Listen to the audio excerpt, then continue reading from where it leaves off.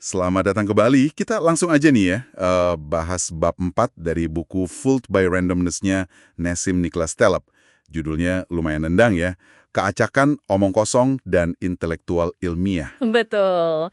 Judulnya aja udah bikin penasaran. Iya kan? Nah, materi kita kali ini menyoroti soal benturan cara berpikir. Gimana sih kita bedain argumen yang beneran kuat sama yang ya cuma kedengeran meyakinkan aja. Apalagi di dunia kayak bisnis atau kehidupan sehari-hari yang acak banget ini. Tepat. Jadi misi kita hari ini kita coba gali gimana keacakan itu sering salah kita baca jadi pola.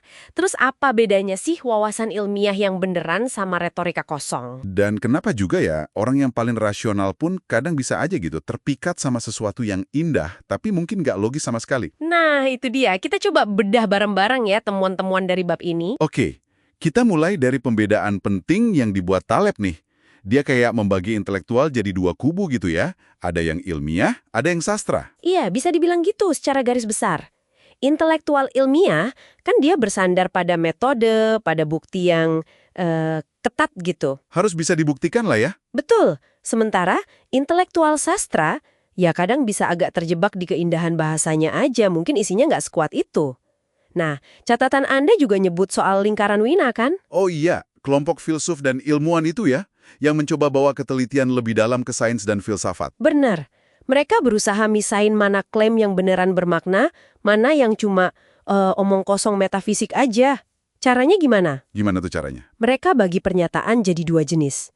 Pertama, deduktif, kayak matematika gitu yang logis ngalir dari premis awal. Oke, jelas itu. Kedua, induktif. Ini yang bisa diuji, bisa diverifikasi lewat observasi. Atau ya data lah.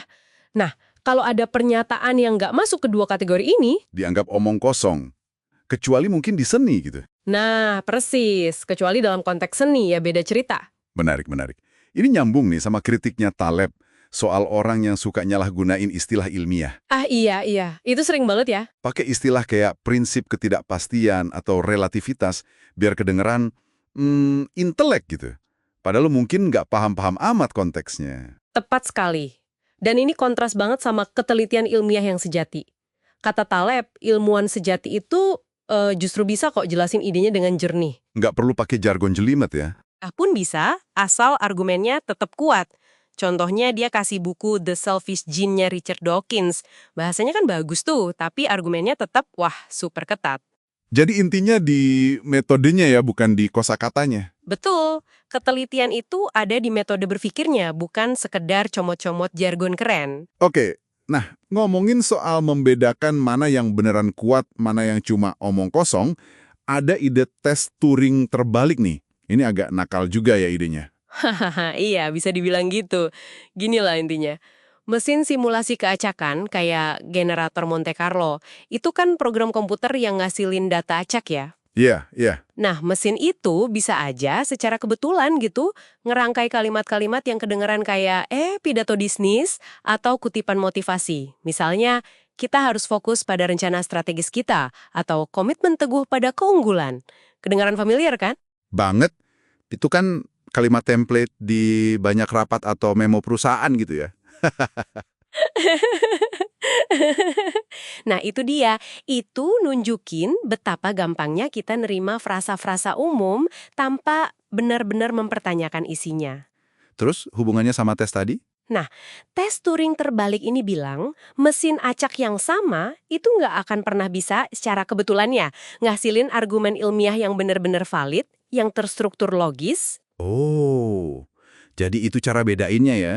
Mana yang asli, mana yang cuma kayak omong kosong tapi terstruktur gitu. Kurang lebih gitu. Membantu kita misahin mana pemikiran asli yang ada substansinya, mana yang cuma polesan kata-kata. Contoh ekstrim yang disebut Taleb, ngutip Popper lagi, ya tulisannya Hegel itu. Dianggapnya sangat acak. Tapi ada sisi lain nih yang diakui Taleb sendiri. Dia kan kalau profesional, wah realistis banget, anti omong kosong lah. Tapi kok dia ngaku suka juga sama puisi atau seni yang ambigu yang mungkin aja muncul dari proses acak. Agak kontradiktif nggak sih? Ini bagian yang menarik menurut saya. Pengakuan kalau estetika itu nyentuh sisi biologis kita. sisi manusiawi yang lebih dalam gitu, lepas dari asal-usul logisnya. Jadi keindahan ambiguitas itu punya daya tarik sendiri ya? Iya, bahasa itu menurut catatan ini punya kekuatan buat ngasih kesenangan, ketenangan, bahkan meskipun secara ilmiah itu nggak valid. Kayak bahasa-bahasa ritual keagamaan gitu mungkin ya. Latin, Yunani kuno, Arab klasik di Quran. Kekuatannya mungkin justru karena nggak dipakai buat ngobrol sehari-hari yang isinya rasionalisasi terus. Bisa jadi, bisa jadi. Karena nggak dirusak oleh penggunaan sehari-hari, kekuatannya terjaga. Jadi, menurut Taleb, batasannya di mana nih? Kapan kita mesti super rasional? Kapan boleh agak longgar? Nah, Taleb berpendapat gini, kita nggak perlu kaku-kaku amat soal rasionalitas dalam detail kehidupan sehari-hari. Nggak perlu semuanya dianalisis logis terus-menerus. Oke. Terus, yang perlu ketat di mana? Yang butuh ketelitian dan rasionalitas tinggi itu keputusan-keputusan krusial yang menyangkut kelangsungan hidup kita lah, kayak investasi besar, keputusan medis penting, menilai resiko yang beneran nyata. Ironisnya, zaman sekarang malah sering kebalik ya kayaknya. Kita malah sering irasional di area yang penuh keacakan, kayak pasar modal. Giliran soal selera pribadi atau seni malah jadi super kritis dan analitis. Padahal di situ kan sedikit ambiguitas mungkin malah bagus ya. Haha, iya itu ironi yang menarik. Jadi kalau kita tarik intisarinya dari bab 4 ini, ketelitian, skeptisisme itu penting banget di area di mana keacakan bisa nyakitin kita, kayak finansial atau sains. Tapi sebagai manusia, ya sah-sah aja kita punya ruang buat merangkul ambiguitas, keindahan, hal-hal yang terasa bener aja secara intuitif, walau mungkin nggak 100% logis. Kuncinya, ya tahu kapan mesti pakai standar yang mana. Oke, jadi intinya soal penempatan ya. Ini ninggalin satu pertanyaan penting nih buat Anda para pendengar, buat direnungkan. Mengingat betapa gampangnya otak kita ini terkecoh sama argumen yang kedengeran meyakinkan tapi isinya kosong, atau sama pola acak yang seolah-olah bermakna, gimana ya caranya kita bisa melatih diri biar lebih jeli? Biar bisa bedain mana argumen yang solid, mana omong kosong yang cuma dibungkus indah aja. Terutama pas kita mau ngambil keputusan penting dalam hidup kita sendiri. Pertanyaan bagus tuh buat dibawa pulang. Gimana caranya kita nggak gampang tertipu oleh keacakan, baik dalam bentuk data maupun kata-kata? Betul. Oke, sampai di sini dulu pembahasan kita kali ini.